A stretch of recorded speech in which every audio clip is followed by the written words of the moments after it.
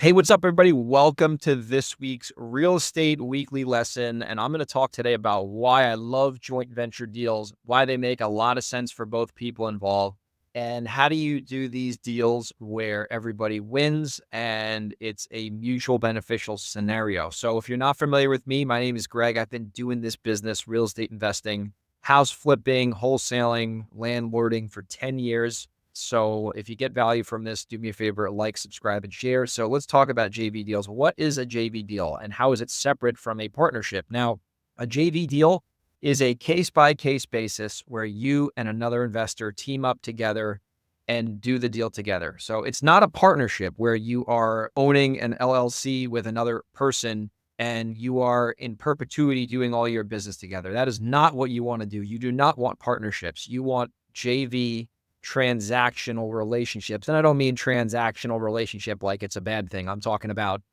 each deal you do JV is a case by case basis. So you're not entitled to doing all your deals with this person because as you'll learn, there's multiple JV partners you can have at once. And a JV just stands for a joint venture, which means that you are doing a deal with somebody else and you are agreeing to split the profits and expenses 50-50. So this could apply to a wholesale deal. That's very popular. This could apply to a flip. It could technically apply for a rental. I would not recommend JVing on rentals because rentals are long-term by nature. Nothing's worse than splitting $200 a month of cash flow 50-50 and having enough money to barely pay your electric bill. So don't do that. So these JV deals are really designed for situations where you're either flipping or wholesaling a house and it's 6 months or less. So we do a lot of them, right? We get a lot of people, and you probably see on my other videos, if you have deals in my areas where I buy in, which is Seattle, the Hudson Valley, or Delaware, send them to me because I'll either buy them directly as a buyer or we can JV them together. So you're probably thinking like, why would it make sense to JV with somebody? Like if you're an investor, why would you want to give up half your profits to somebody else? Well, I'll tell you why. Number one, the biggest reason I see JV deals work is when the investor has a lead that they don't know the area. So let's say they live in, Texas and they happen to get some random lead in New York and they don't know what's going on. And they don't know the laws of New York. They don't know the title companies. They don't know the attorneys. They don't know the buyers. They don't know the process, but they know they have a motivated seller. So it makes sense for somebody who's out of state to call me or someone like me and say, hey, I got this lead I'm working, or I got this deal that I'm doing. Do you want to partner up on it? And we can split it 50-50. And the reason it makes sense for the person who got the lead is because if they find a good JV partner like me, shameless plug, I can handle all the work after the deal gets done. Like once the negotiation gets finalized, that person who's JVing with me literally can set it and forget it. Like we had a JV guy. He was up in New Hampshire, actually. He got a lead in New York. I don't even think he negotiated it. I think he just got the lead and spoke to the seller. And then I helped him negotiate the deal. And once that was done, he literally just sat back, let me deal with all the BS of getting it closed. And then I sent him $30,000. So he made $30,000 for basically getting a lead and bringing it to me. And now this was a good lead. I'm not saying bring me your unqualified leads. I'm talking like if you have an actual lead that's going to sell to an investor, that's where we can actually help with the leads part. But if you're getting leads where they want more than what it's worth, that's going to be a little time consuming. But anyway, either a really hot lead or a deal, that out-of-state person can literally just give it to somebody like me and let me run with it. And then they don't have to worry about the title company. They don't have to worry about the attorney. They don't have to worry about the title issues. That's all my job, right? That's what I'm really, really, really good at, getting deals done.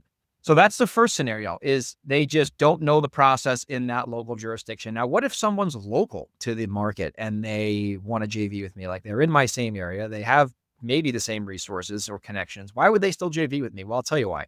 A lot of wholesalers don't have a good buyers list. They have like 5 people that they sell their deals to, and I have 500. So there's a very high chance that even a local person in Washington or New York will make more money JVing with me through my buyers list than they would on their own. Because if they think they can wholesale the deal for 20 grand, most likely my list, I can wholesale that thing for 45,000. So they'd even make more splitting it with me because I have the buyers list and I've had the network for all these years. So that's a reason why a local person would do that if they're experienced. Maybe they don't wholesale. Maybe they're a local flipper, but they have no idea how to wholesale and they have too many projects going on and they just don't know what to do with this lead, but they don't want to lose it. And they're like, I can call Greg. He knows what he's doing. I bought deals from him before. He knows exactly how to do this.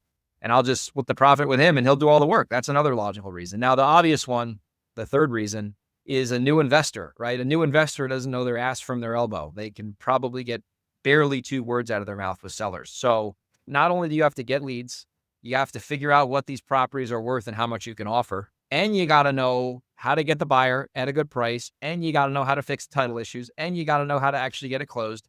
There's a lot of stuff. So if you're brand new, my recommendation, and this is what I did, and I'm just telling you stuff that I did when I was younger and when I got started in this business, I would bring experienced investors all of my deals and I would split them with them because I knew in order for me to have success in the beginning of my career, I needed somebody else to help me. I was not going to figure this out on my own, right? It was insane to think that. So I brought my deals to other investors who had more money than me at the time, who had more experience than me at the time. And I would be happy as a pig in shit to split my profits with them because I knew if I brought the deal to them, it was like an insurance policy I was buying with half the profit to get the deal closed because I had no leverage. It's all about leverage in this business. And if you're brand new and you have no money and no experience and no connections, you don't have any leverage, right? But you can still bring value to people who are more successful than you by bringing them deals, right? So people always are baffled when I speak to new investors all the time.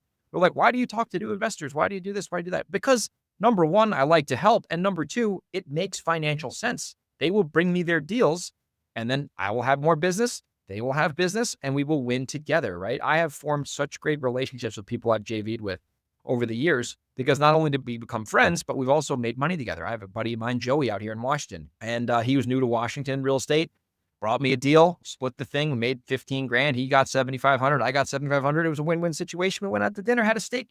It was nice, right? So new investors, it's a no-brainer why you should JV because, you can just tap into somebody who has all that knowledge and you can learn the ropes and get paid in the process. So it's an absolute win-win situation. So those are 3 reasons why you should JV with people. And I think it's a great situation. Another reason you JV, and this is another, I'll end on this one, is there are going to be times where sometimes you're working the same lead as somebody else, right? And this is a slippery slope. You gotta do this like in a way where, you don't get too many people on the lead because then you don't make any money. But let's say you and someone else are competing head to head, right? You both know you have the same lead.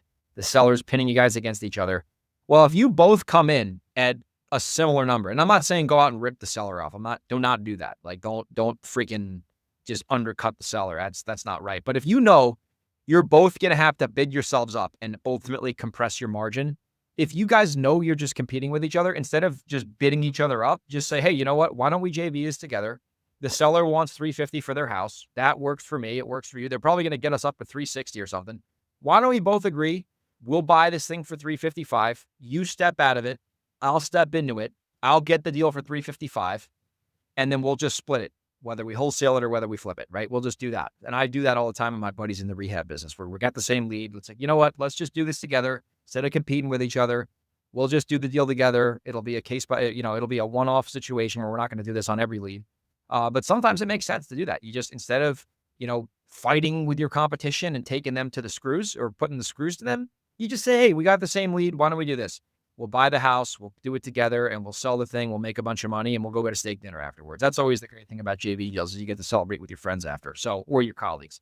So that's another reason why it makes sense to JV. You don't have to bid yourself up like crazy sometimes when you're going direct to seller. So it's great. I mean, we get a ton of JV business in our company, Velocity House Buyers. It's always fun, doing deals with your friends and doing deals with new people and building those relationships. So it makes a lot of sense, whether you're experienced, whether you're out of state, whether you're new, whether you're a seasoned black belt and you don't want to bid yourself up. I mean, the JV deals make a ton of sense. So, I mean, I encourage you in your local market, depending on where you are, to do this, become friendly with your competition. If you're new, go to an experienced investor who knows what they're doing and say, hey, listen, I don't have a lot to offer except for leads and deals. So if I somehow get a deal, would you be open to JVing with me? And we split it. And 9 out of 10 investors, actually 9.8 out of 10 investors are going to say, yes, I would love that. That would be great. And then they'll actually help you, which is mind blowing, right?